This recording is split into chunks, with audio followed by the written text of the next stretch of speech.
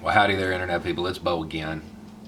So, today we're going to talk about the problem with sanctuary cities because something happened here in Florida that just has me fuming. And just so you know, this is what the cops say happened, not me. This guy, he's driving along, and a couple ask him for a ride. And at first he says no because they're shady.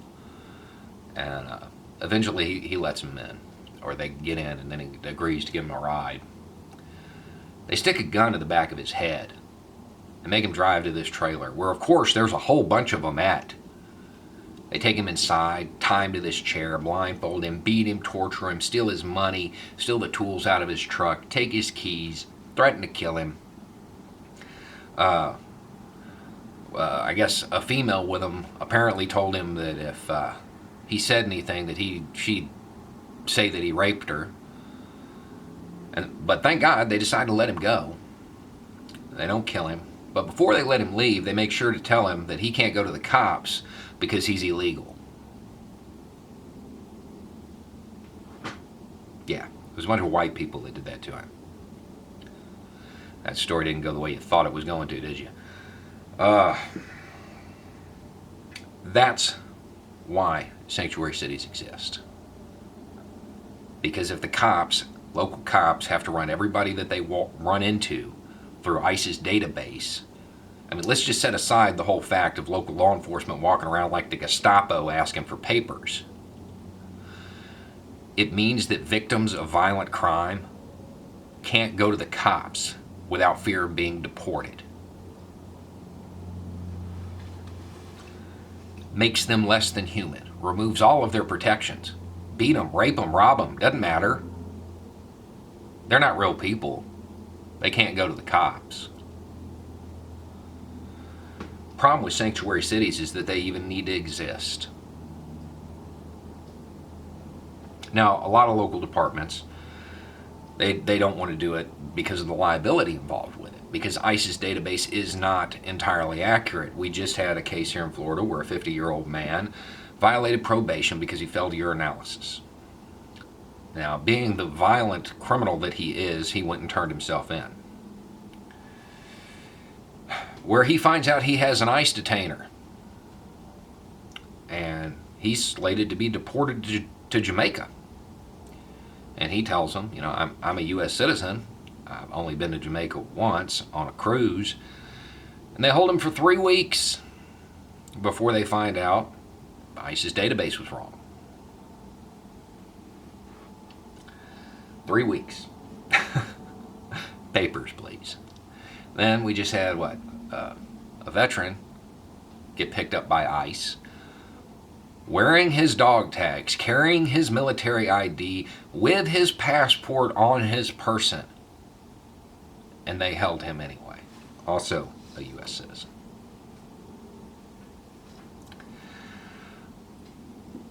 Local departments don't want to be exposed to that kind of liability. The smart ones anyway. The not ones ran by non-racists. And I know.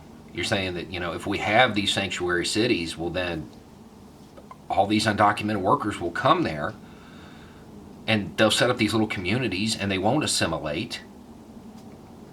And I can understand that argument, because one county over, there's a trailer park and it is full of these people. They barely speak English.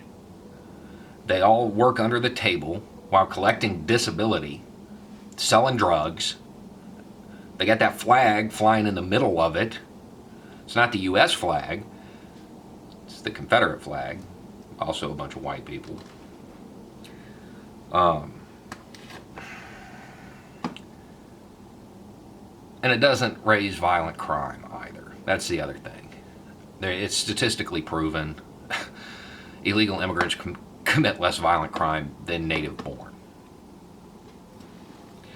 But that right there has a lot to do with why there's a war on immigration all of a sudden. So you've got these private prisons that, that they know marijuana legalization is coming. So it certainly seems like they're pushing to have that war on drugs shift to a war on immigration. Because let's be honest, they're in it for money. They don't want to house violent people. And if you can't get the money for housing non-violent drug users who never harmed anyone, non-violent immigration violations who never harmed anyone, seems like a good place to make that money. The problem with sanctuary cities is that they're not every city. That's the problem with them. No local department should be enforcing laws outside of its jurisdiction. The feds took control of immigration. They decided it was their power, and I'm not even going to get into that. That they took that power from the states.